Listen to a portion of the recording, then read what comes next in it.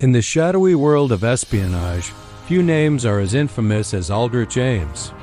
This wasn't a character from a spy novel. This was a real-life CIA officer who became one of the most damaging double agents in American history.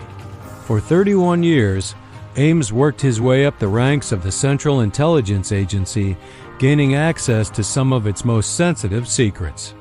He was a counterintelligence officer, the very person tasked with hunting down foreign spies. But in a stunning twist of irony, he became the very thing he was supposed to fight. So what pushes a man like Ames, a veteran of the spy game, to betray his country and everyone he works with? The story isn't as simple as you might think. It's a complex tale of personal crisis, unrestrained greed, and a staggering level of deception that sent shockwaves through the entire global intelligence community. How did one man fool the world's most powerful spy agency for nearly a decade? Let's uncover the story of the man who sold out America. It all started in the mid-1980s. Aldrich Ames was facing a mountain of debt. A messy divorce and a new, lavish lifestyle with his wife, Rosario, left him financially desperate. He was living well beyond his government salary, buying a $500,000 house in cash and driving a flashy Jaguar. The financial pressure was mounting, and he needed a solution, fast. In a move of stunning audacity, Ames decided to sell his country's secrets to the highest bidder, the Soviet Union. In April 1985, he walked into the Soviet embassy in Washington, D.C., and offered them a treasure trove of classified information. His initial asking price was $50,000. For that relatively small sum, he handed over the identities of several Soviet officials who were secretly working for the CIA and the FBI. This was the point of no return. Ames had crossed a line from which there was no coming back. He wasn't just a mole. He was a traitor who had just signed the death warrants of his own sources. This single act of betrayal would have devastating consequences that would be felt for years to come. The impact was immediate and catastrophic. One by one, the CIA's most valuable assets inside the Soviet Union began to disappear. These were sources who had provided critical intelligence for years, men and women who risked everything to work with the United States. Suddenly, they just went silent. They were arrested, interrogated, and in at least 10 cases, executed. Within the CIA, panic set in. This wasn't a coincidence. It was a catastrophic intelligence failure of the highest order. An internal investigation was immediately launched, a mole hunt to find the source of the leak. The agency was hemorrhaging its most vital secrets, and they had no idea where the wound was. Meanwhile, Aldrich Ames continued his work at the CIA right under the noses of his colleagues. In perhaps the most chilling part of the story, he was assigned to the very team investigating the disappearances he had caused. It was a terrifying display of nerve and deception. He would sit in meetings, listen to his colleagues debate theories about the lost agents, and even offer his own thoughts, all while knowing full well he was the reason those agents were dead. All the while, the KGB was funneling millions of dollars to him, cementing his new life of luxury, paid for with the lives of others. The CIS mole hunt, codenamed Endless, was a long and frustrating process. For years, investigators chased ghosts and false leads. They looked at every possibility, from a compromised communication system to a Soviet bug hidden somewhere in their Langley headquarters. They even suspected a former agent at one point, but the trail always went cold. Ames, protected by his position and his unassuming, almost bumbling demeanor, remained above suspicion for a shockingly long time. His colleagues saw him as a mediocre, but ultimately harmless officer. Sure, they saw the new Jaguar and the expensive suits, but they rationalized it away. Maybe his wife's family was wealthy, they thought.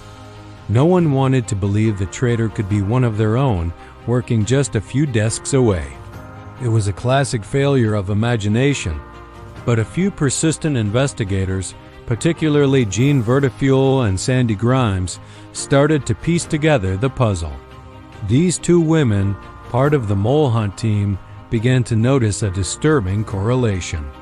They found that every time Ames had a documented meeting with his Soviet contacts, a huge sum of money would appear in his bank account the very next day. This financial trail was the one thing he couldn't hide, the thread that would eventually unravel his entire web of lies. The evidence began to stack up, painting an undeniable picture of betrayal. Financial records showed that Ames and his wife had deposited over $1.5 million into their various bank accounts. His official CIA salary was only about $60,000 a year. The numbers simply didn't add up, no matter how you tried to explain them away. The investigators started watching him closely, tracking his every move. They bugged his home, his car, and his office computer. They even secretly searched his trash, where they found damning evidence like a used ribbon from a typewriter. When analyzed, it revealed a draft of a note he had written to the Soviets. The net was closing in, slowly but surely. The FBI, now leading the operational side of the investigation, began planning his arrest. They had to be extremely careful. Ames was a trained CIA officer. He knew all their surveillance techniques and would be on high alert for any signs he was being watched. They needed to catch him in a way that he could unescape or destroy the last pieces of evidence. The plan they devised was simple but effective. Arrest him on his way to work, a routine moment that would catch him completely off guard. The climax of this long and painful investigation came on the morning of February 21, 1994, as Aldrich Ames left his $500,000 home and got into his Jaguar to drive to CIA headquarters in Langley, Virginia. A team of FBI agents swarmed his car. The game was over. "You're under arrest," an agent told him. According to reports, Ames was completely stunned, his face a mask of disbelief. After 9 years of living a double life, the carefully constructed deception had finally crumbled around him. His wife, Rosario, was arrested at their home shortly after. During the interrogations that followed, Ames confessed to everything. He calmly and methodically detailed 9 years of espionage. He admitted that he had compromised more than 100 intelligence operations and had given up the names of at least a dozen sources who were subsequently executed by the Soviets.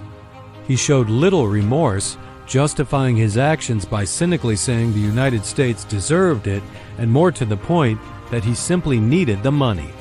It was a cold, calculated confession from a man who had sold out his nation and his colleagues for personal financial gain. He wasn't a conflicted patriot. He was a traitor driven by simple greed. In the aftermath, to avoid a potential death penalty, Aldrich Ames pleaded guilty to espionage and was sentenced to life in prison without the possibility of parole. He remains in a federal supermax prison to this day. His wife, Rosario, received a 5-year sentence for her role in the conspiracy, primarily for tax evasion and for helping her husband hide the money. The Ames case sent a seismic shock through the U.S. intelligence community.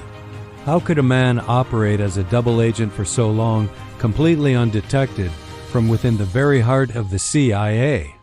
The scandal exposed deep, systemic flaws in the agency's security protocols and a culture of trust that Ames had exploited masterfully. As a result, the CIA was forced to re-evaluate everything: its internal security procedures, its methods for vetting employees, and its entire counterintelligence apparatus. It was a painful, humiliating, but ultimately necessary lesson. The story of Aldrich Ames serves as a stark reminder that the greatest threats can often come from within. It's a chilling chapter in the history of espionage, a cautionary tale of how personal failings, moral compromises, and pure greed can lead to catastrophic betrayal on a global scale. Thank you for watching. If you found this story as fascinating as we did, please hit that like button and subscribe to our channel for more deep dives into history's most compelling events. We'll see you next time